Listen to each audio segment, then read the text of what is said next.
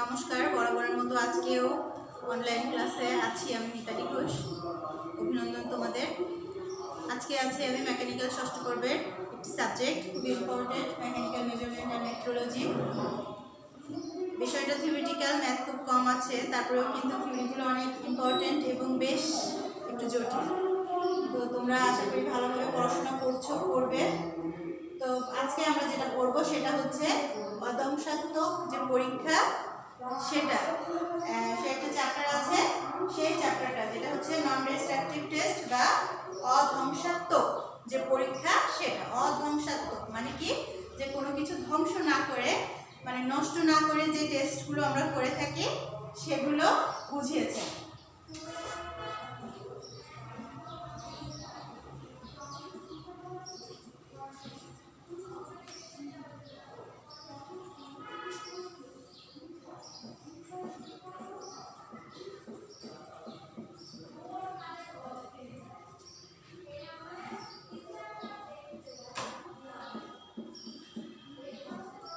অধ্বংসাত্মক test কি, যে পদ্ধতিতে উৎপন্ন দ্রব্য বা বস্তুর কোনো রকম ধ্বংস, ক্ষতি বা বিনষ্ট বা নষ্ট না করে আমরা সেই দ্রব্যটির যে ত্রুটি সেটা আমরা পরীক্ষা করতে পারি, যে তাতে কোনো সমস্যা আছে কিনা। যে বিষয়টি, যে পরীক্ষাগুলো, সেগুলো অধ্বংসাত্মক বা নন ডিস্ট্রাকটিভ টেস্ট আমরা বলে থাকি। তো অধ্বংসাত্মক পরীক্ষা কেন করা হয় কি সেটা আমরা জানলাম। এখন আমরা দেখি যে কেন করা হয়। ধ্বংসাত্মক পরীক্ষা যখন আমরা করব তখন কি আমাদের যে নমুনাটি সেটা কিন্তু নষ্ট হয়ে যাবে বা জবটি নষ্ট হয়ে যাবে, সেটা আর পুনরায় আমরা কোনো কাজে লাগাতে পারবো না। কিন্তু অধ্বংসাত্মক পরীক্ষাটা কি, আমরা সবকিছুই কিন্তু অধ্বংসাত্মকভাবে বা নন ডিস্ট্রাকটিভ বা টেস্ট করে আমরা সকল কিছুরই যে পরীক্ষা নিরীক্ষা সেটা করতে পারি। তো এটা করলে হয় কি, যে আমরা যে জিনিসটা সেটা যদি কোনো ত্রুটি না থাকে তাহলে সেটা আমরা আমাদের কাজে লাগাতে পারি বা হচ্ছে সেটা আমাদের কার্যক্ষম থাকে, যেটা হচ্ছে ধ্বংসাত্মক পরীক্ষার ক্ষেত্রে থাকে না। এজন্য এটা করা হয়। আধুনিক উৎপাদন টেস্টে যেটা উৎপাদিত পণ্য দেখা যাচ্ছে নষ্ট কম হয়, তারপরে এক্ষেত্রে মেশিন কম লাগে, তারপরে হচ্ছে কি শ্রমিক কম লাগে, এই যে যাবতীয় বিষয়গুলো, এর জন্য আধুনিক উৎপাদন যে টেস্টে, সেক্ষেত্রে এটা আসলে আধুনিক উৎপাদন টেস্টে অধ্বংসাত্মক পরীক্ষা কেন করা হয় সেটা বোঝাতে চেয়েছে। সেজন্য আধুনিক উৎপাদন ক্ষেত্রে এই যে টেস্টটা এটি করা হয়ে থাকে। এখন আমরা আসি যে অধ্বংসাত্মক টেস্টের যে নাম বা ত্রুটি, যে টেস্টগুলোর নাম এবং তাদের আমরা কি কি ত্রুটি নির্ণয় করতে পারি সে বিষয়ে আমরা আলোচনা করি।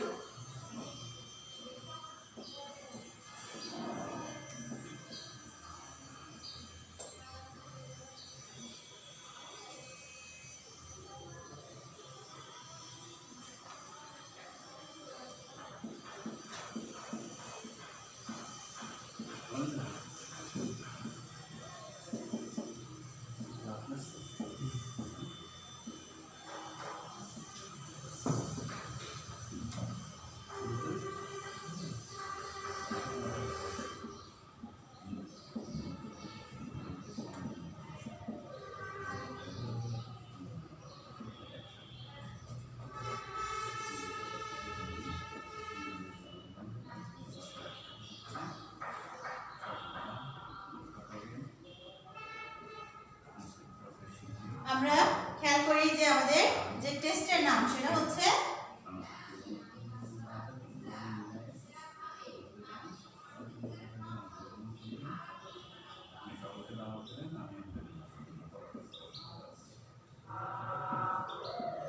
টেস্টের নাম, আর একটা হচ্ছে যে ত্রুটি নির্ণয় বা পরীক্ষা, যেটা আমরা করে থাকি ত্রুটি নির্ণয় লিখি, যেহেতু এখানে ত্রুটি নির্ণয় লিখেছি।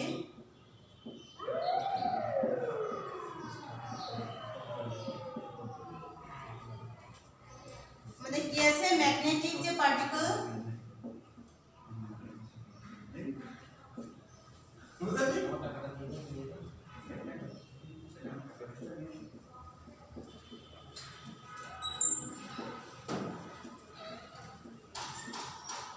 ম্যাগনেটিক পার্টিকেল ইন্সপেকশন বা যে টেস্ট সেটা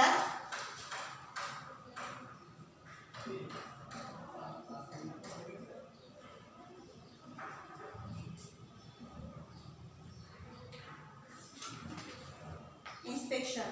এই যে টেস্ট আর ইন্সপেকশন, এই টেস্ট এবং ইন্সপেকশনের ভিতরে কিন্তু একটা পার্থক্য আছে। টেস্টটা কি, যে একটি যে জবটি আমরা উৎপাদন করছি বা যে বস্তুটি আমরা নিচ্ছি সেটার যে কোনো ত্রুটি আছে কিনা ভেতরে, সেটা আমাদের গ্রহণযোগ্য কিনা বা তার সেটা আমরা ব্যবহার উপযোগী কিনা, জিনিসটি সঠিকভাবে তৈরি হয়েছে কিনা, তার মান ঠিক আছে কিনা, এই যে জিনিসগুলো সেগুলো হচ্ছে কিন্তু আমরা টেস্টের মাধ্যমে অ্যাকচুয়ালি যেটা আমরা পরীক্ষা নিরীক্ষার মাধ্যমে যে জিনিসটির যে সমস্যা সেটা ত্রুটি, যেমন ব্লোহোল ফাটল, এই যে ত্রুটিগুলো এগুলো সম্পর্কে আমরা জানতে পারি। আর যে ইন্সপেকশনটা কি, যে টেস্ট করার পরে যে ফলাফলটা আমরা পাবো সেটা ইন্সপেকশনের মাধ্যমে যাচাই বাছাই করে কি করা হয়, যে টেস্টের মাধ্যমে যে ফলাফলটা সেটা ইন্সপেকশনের মাধ্যমে যাচাই বাছাই করে বস্তুটি গ্রহণযোগ্য কিনা বা জবটি গ্রহণযোগ্য কিনা সেটা পরীক্ষা করা হয়। তো এটা হচ্ছে কি ম্যাগনেটিক পার্টিকল ইন্সপেকশন, যেটা সেটা আমরা কি করে থাকি, ফাটল, ব্লোহোল, গ্যাস পকেট এগুলো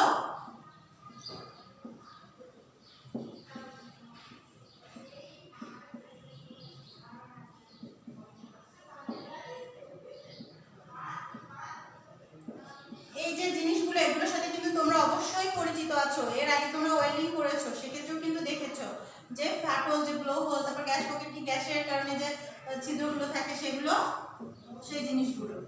এরপরে আমরা আসি কি এক্স-রে রেডিওগ্রাফি টেস্ট। এক্স-রে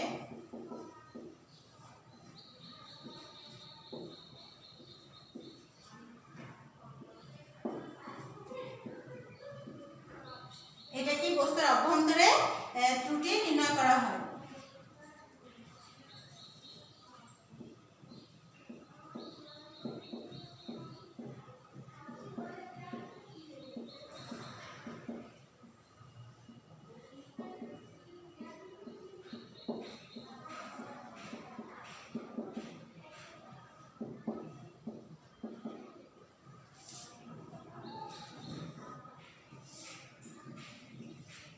এরপরে আছে কি যে গামা রে রেডিওগ্রাফি।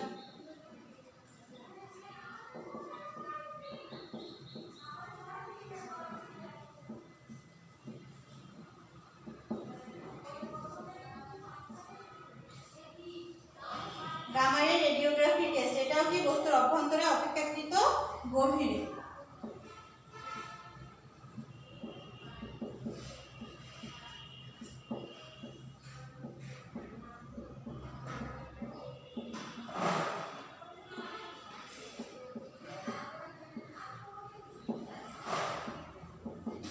বস্তুর অভ্যন্তরে অপেক্ষাকৃত গভীরে যে টেস্টটা সেটা আমরা গামারের মাধ্যমে করতে পারি।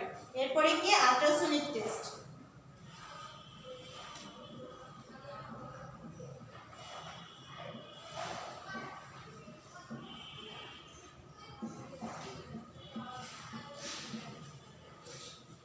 আল্ট্রাসোনিক টেস্টে কি অভ্যন্তরে সেগ্রিগেশন, ইনক্লুশন ইত্যাদিতে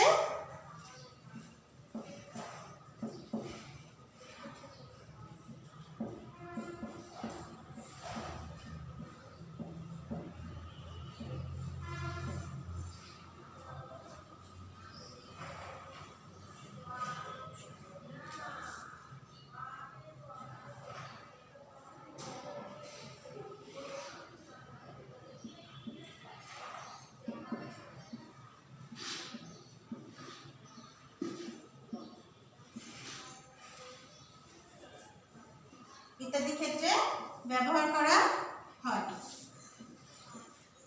এরপরে আছে কি আমাদের ইলেকট্রিক্যাল যে মেথড, মানে দ্রব্যের যে কোনো অংশের ত্রুটি নির্ণয় করা হয়।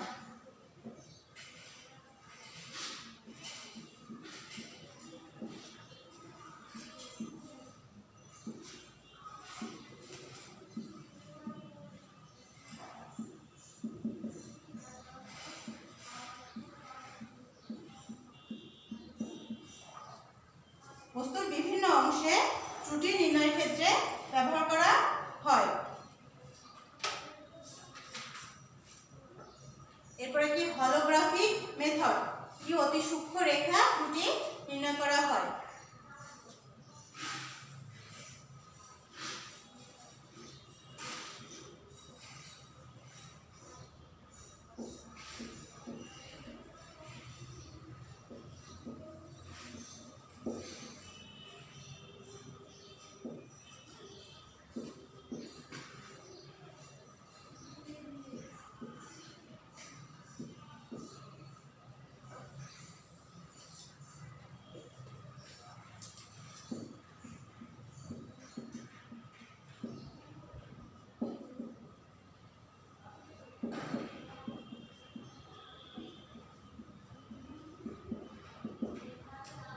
সূক্ষ্মরেখা ত্রুটি নির্ণয়, নন ম্যাগনেটিক টেস্ট।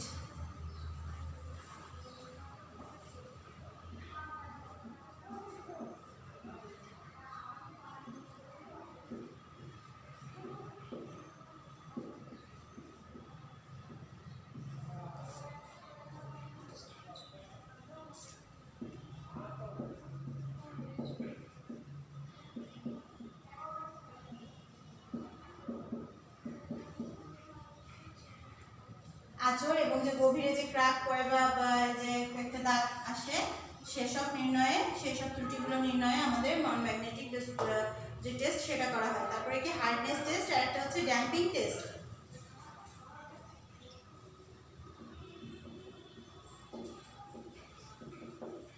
এটা ভালো কাজ না, একবার ওইতে ওই নে আর ওইতে ওইতে একবার না নাও।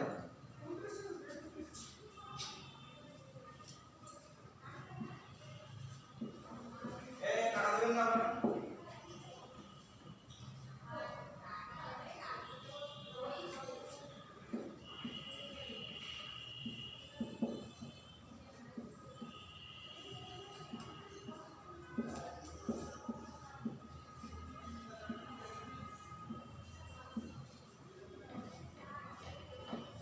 বস্তুটি ইনফর্মিটি আর গ্রহণযোগ্যতা টেস্টের জন্য আমরা হার্ডনেস টেস্টটা করে থাকি। এরপর আরেকটা আছে কি ড্যাম্পিং মেথড, যেটা হচ্ছে কোয়েঞ্চিং ক্র্যাকের ক্ষেত্রে ড্যাম্পিং মেথড, যেটা কোয়েঞ্চিং ক্র্যাকের ক্ষেত্রে আমরা টেস্টের ক্ষেত্রে আমরা ব্যবহার করে থাকি। তো এই ছিল অধমসত্ত্বক টেস্টের যে নাম। এখন আমরা চলে যাব আল্ট্রাসনিক পরীক্ষার যে সুবিধা অসুবিধা সেটা।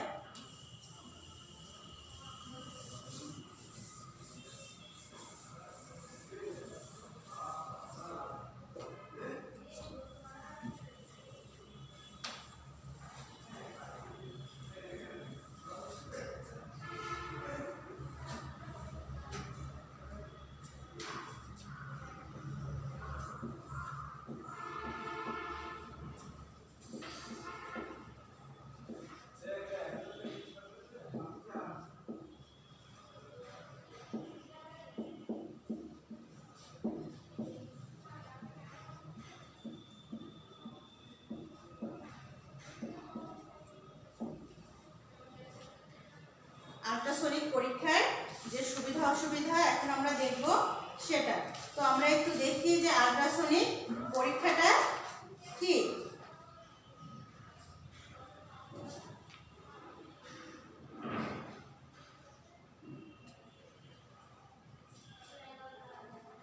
আল্ট্রাসনিক পরীক্ষাটা কি, যে যে পদ্ধতিতে অতি উচ্চ মাত্রায় ফ্রিকোয়েন্সি ও পিচ বিশিষ্ট কি, যে পদ্ধতিতে অতি উচ্চ মাত্রায় ফ্রিকোয়েন্সি এবং পিচ বিশিষ্ট অশ্রবণীয় শব্দ তরঙ্গ ব্যবহার করে কার্যবস্তুর ত্রুটি নির্ণয় করা হয় তাকে আল্ট্রাসনিক পরীক্ষা বলা হয়। এখন আল্ট্রাসনিক পরীক্ষার সুবিধাগুলো কি কি। আল্ট্রাসনিক পরীক্ষার যে সুবিধা,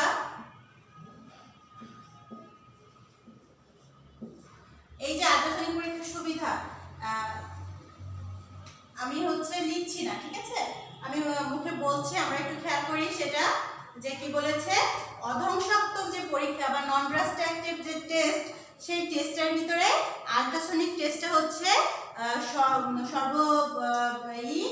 একটা হচ্ছে নির্ভরযোগ্য যেটা এবং অতি দ্রুত একটি পরীক্ষা, যেটি নির্ভরযোগ্য এবং অতি দ্রুত একটি পরীক্ষা হচ্ছে আল্ট্রাসনিক পরীক্ষা। আর হচ্ছে কি রেডিওগ্রাফি পদ্ধতি হতে আল্ট্রাসনিক পরীক্ষাটা অনেক সংবেদনশীল। কি বলেছে, যে রেডিওগ্রাফি যে পদ্ধতিটা আছে তার চেয়ে আল্ট্রাসনিক পদ্ধতিটা হচ্ছে অনেক সংবেদনশীল। আবার কি কাস্টিং পদার্থের সবচেয়ে কম সাইজের ত্রুটি এটি ব্যবহার করা যায়। যে কাস্টিং পদার্থগুলো আছে তার যে সর্বনিম্ন মানের যে ত্রুটি, মানে কম সাইজের যে ত্রুটিটা, সেটা আমরা আল্ট্রাসনিক পরীক্ষার মাধ্যমে পেতে পারি। তারপরে আছে কি তুলনামূলকভাবে খরচেতে কম আসে এবং দ্রুত গতিসম্পন্ন, আমরা দ্রুত এটি সম্পন্ন করতে পারি এবং তুলনামূলকভাবে খরচ এখানে আল্ট্রাসনিক পদ্ধতিতে খরচ কম আসে। আর এটা কি, এটা মানে অত্যন্ত সংবেদনশীল অংশের ত্রুটি নির্ণয় করতে পারে। অত্যন্ত সংবেদনশীল অংশের ত্রুটি আল্ট্রাসনিক পরীক্ষার মাধ্যমে আমরা নির্ণয় করতে পারি। গেল সুবিধাগুলো। এবার আসি আমরা অসুবিধা। অসুবিধাগুলো কি কি? যে অমসৃণ যে তল থাকে, যেখানে অমসৃণ তল, সেখানে আমরা এই পরীক্ষাটা করতে পারি না। তারপরে কি আছে? যে সারফেসের মসৃণের জন্য যে মেশিনিং করার প্রয়োজন হয়, যে অমসৃণ তল হতে পরীক্ষা করা যায় না কি, এর জন্য সারফেসটা মসৃণের জন্য আমাদের মেশিনিং করতে হয়। আবার জটিল কাস্টিং এর ত্রুটি নির্ণয়ে কষ্টসাধ্য হয়ে যায়। যখন কাস্টিংটা জটিল হয় তখন এর যে ত্রুটি নির্ণয় সেটা হচ্ছে আল্ট্রাসনিক পদ্ধতিতে সেটা কি হয়? খুবই কষ্টসাধ্য হয়ে যায়। আর যন্ত্রাংশের কর্নার বা অনুরূপ অংশ হতে তরঙ্গ প্রতিফলিত হয়ে ভুল পাঠের সম্ভাবনা থাকে। কি হয়? যন্ত্রাংশের কর্নার বা অনুরূপ অংশ হতে তরঙ্গ প্রতিফলিত হয়ে ভুল পাঠ হওয়ার সম্ভাবনা থেকে যায়। খুবই সহজ জিনিসগুলো তোমাদের একটু পড়তে হবে এবং লিখতে হবে, তাহলে জিনিসগুলো ভালো মনে থাকবে। এরপরে আমরা আসি যে এক্স-রে এবং গামারের যে সুবিধা অসুবিধা। এক্স-রে এবং গামারের সুবিধা অসুবিধা দিয়ে কিন্তু তোমরা এই পার্থক্যটাও পেতে পারো। তার মানে কি, একটা প্রশ্ন দেখলে আমরা কিন্তু দুইটা জিনিস পেয়ে যাচ্ছি।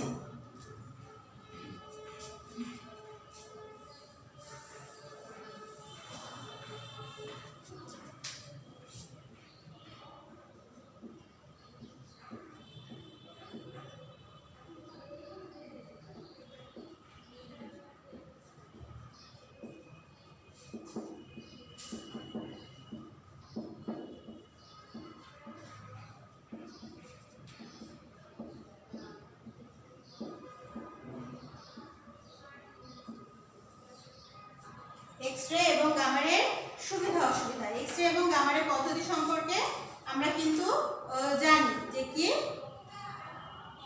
এক্স-রে পদ্ধতিটা কি, যে পদ্ধতি পদার্থের উপরিভাগ এবং অপেক্ষাকৃত গভীরের ত্রুটি নির্ণয় করা যায় এক্স-রে মেশিনের সাহায্যে, এবং এক্স-রে উৎপাদন করে বিকিরণের মাধ্যমে কার্যবস্তুতে প্রতিফলন করানো হয়, যার মাধ্যমে আমরা দেখতে পাই যে এখানে কোনো সমস্যা আছে কিনা। আর হচ্ছে গামার, এটা কি, গামারের মাধ্যমে এক্স-রের মতোই অনুরূপী, তবে কি কেবলমাত্র পার্থক্য এইটা যে এই পদ্ধতিতে রেডিও অ্যাক্টিভ পদার্থ যেমন রেডিয়াম এবং অটোমেটিভ রিয়্যাক্ট উৎপাদন করা হয়।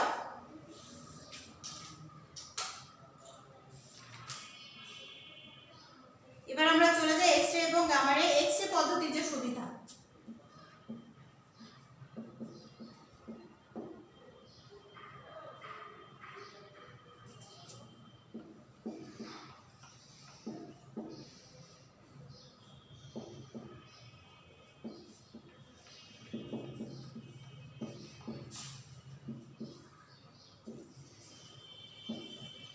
এক্স-রে পদ্ধতির সুবিধা কি, যে এক্স-রে পদ্ধতিটা কি সহজে হচ্ছে নিয়ন্ত্রণ করা যায়। এক্স-রে পদ্ধতিটা হচ্ছে সহজে নিয়ন্ত্রণ করা,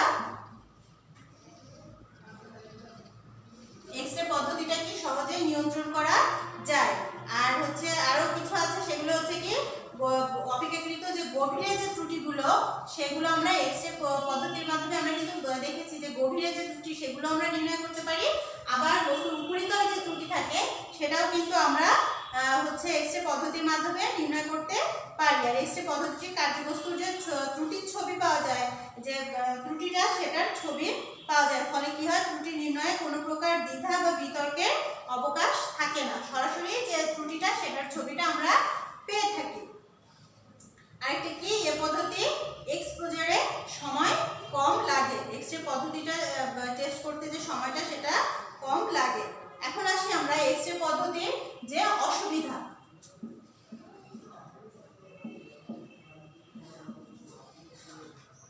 অসুবিধাগুলো কি কি, ওয়েভলেন্থ বেশি থাকে বলে খুব বেশি গভীরে, যে ওয়েভলেন্থটা সেটা বেশি থাকে বলে খুব বেশি গভীরে প্রবেশ করতে পারে না। আর এক্স-রে উৎপাদনে যে রেটা, সেটা উৎপাদনে বিদ্যুৎ ও পানির প্রয়োজন হয়। বিদ্যুৎ এবং পানির মাধ্যমে এটা ব্যবহার করা হয়। আর এই পদ্ধতিটি, এক্স-রে পদ্ধতিটি অপেক্ষাকৃত অনেক ব্যয়বহুল এবং একাধিক যন্ত্রাংশকে একত্রে এক্স-রে পদ্ধতির মাধ্যমে পরীক্ষা করা যায় না। এখন আসি গামারে।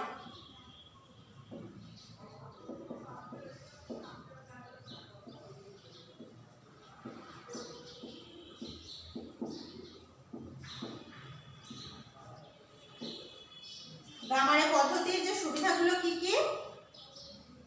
এই পদ্ধতিতে ওয়েভলেন্থ কম থাকে বলে বস্তুর গভীরে প্রবেশ করতে পারে। আমরা এই ক্ষেত্রে পড়েছি কি ওয়েভলেন্থ বেশি থাকে বলে গভীরে প্রবেশ করতে পারে না। আর রে উৎপাদনে এক্ষেত্রে কি বিদ্যুৎ ও পানির দরকার হয়, এখানে কিন্তু বিদ্যুৎ ও পানির দরকার হয় না। এগুলো কিন্তু পার্থক্য আমরা পেয়ে যাচ্ছি।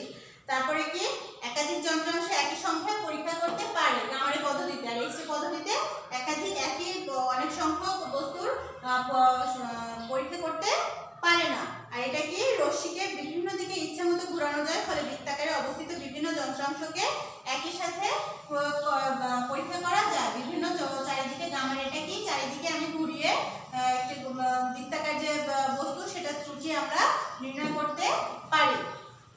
এবার আসে অসুবিধা কি? গামারে পদ্ধতিতে একবার উৎপাদন শুরু করলে অনায়াসে উৎপাদন বন্ধ করা যায় না। গামারে পদ্ধতিতে কি যদি একবার আমরা যে পরীক্ষাটা সেটা শুরু করি বা উৎপাদন শুরু করলে পরীক্ষা অনায়াসে সেটি উৎপাদনটা বন্ধ করা যায় না। আর এই পদ্ধতিতে নিয়ন্ত্রণ অসুবিধা হয়, যেহেতু বন্ধ করা যায় না সেক্ষেত্রে আমরা বুঝতেই পারছি যে গামারে পদ্ধতিতে কি বস্তুটি নিয়ন্ত্রণ করা সহজ হয় না। এরপরে কি এক্সপোজারের যে সময়টা সেটা কি গামারে পদ্ধতিতে বেশি লাগে। আর কি তুলনামূলকভাবে এই পদ্ধতির ব্যবহার খুবই গামারের পদ্ধতির ব্যবহারটা খুবই কম থাকে। এখন আমরা খেয়াল করি যে এক্স রে রেডিওগ্রাফি ও গামা রেডিওগ্রাফির যে পার্থক্য, আমরা এই যে জিনিসগুলো পড়লাম।